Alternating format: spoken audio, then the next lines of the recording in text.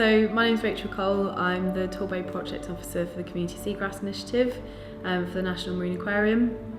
It's a 3-year project to survey the seagrass beds between Looe and Weymouth for over the next 3 years, spearheaded by the National Marine Aquarium.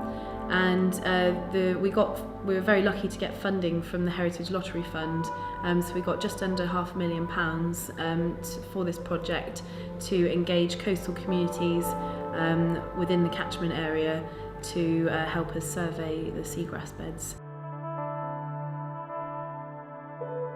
So one of the main aims of the project is to sort of target coastal communities, get them involved in marine science. What happens quite a lot is that marine science happens in the background and it's performed by professionals. All this survey work's always going on in the background, and then reports are always written to go to the people that sort of govern marine conservation, but the general public don't tend to get involved. So that's the thing that we'd like to change. A citizen science project is basically a science project involving citizens. So it gives people an opportunity to get involved in science, to involve a bit of marine science within their hobbies. So for example, some of the demographics that we're targeting are divers, kayakers, boat users, and then there's the general public, and we've also got a schools programme lined up as well.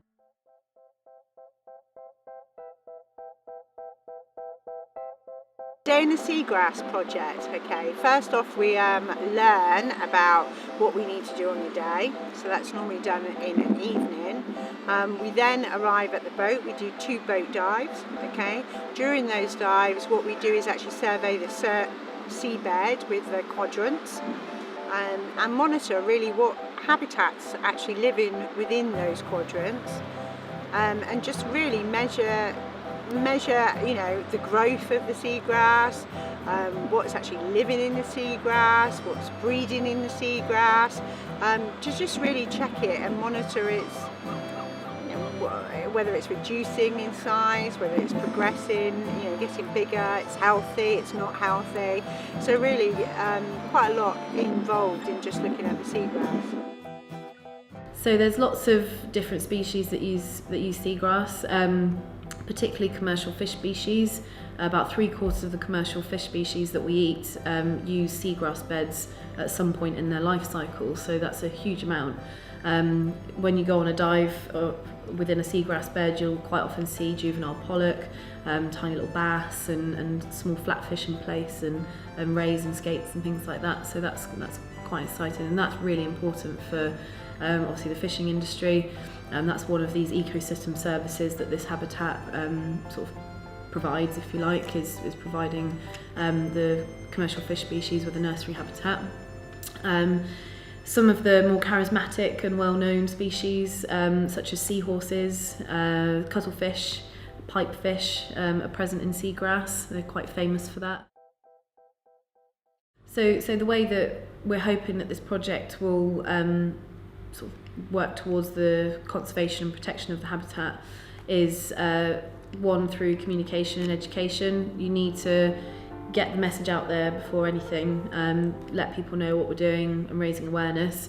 Secondly, through the survey work that we're doing. So we're doing quite in-depth diving surveys with volunteer divers, so they're collecting lots of data about the density of the seagrass, the different species that are there, whether there's commercial fish species present or not, whether there's physical damage to the bed or not.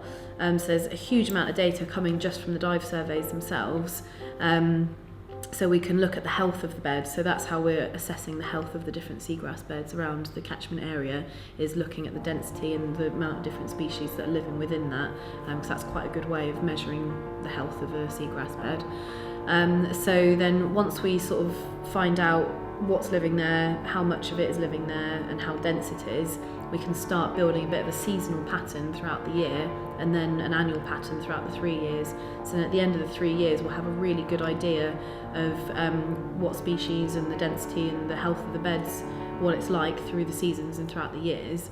So then we'll be able to write reports for people like Natural England, the Marine Biological Association, the governing bodies, which are like the Marine Management Organisation and the Environment Agency. They're the people that get together and figure out whether to protect a habitat or not. So hopefully these reports will help sway their decisions, or they'll just make them aware that this is what the health of the bed is like at the moment.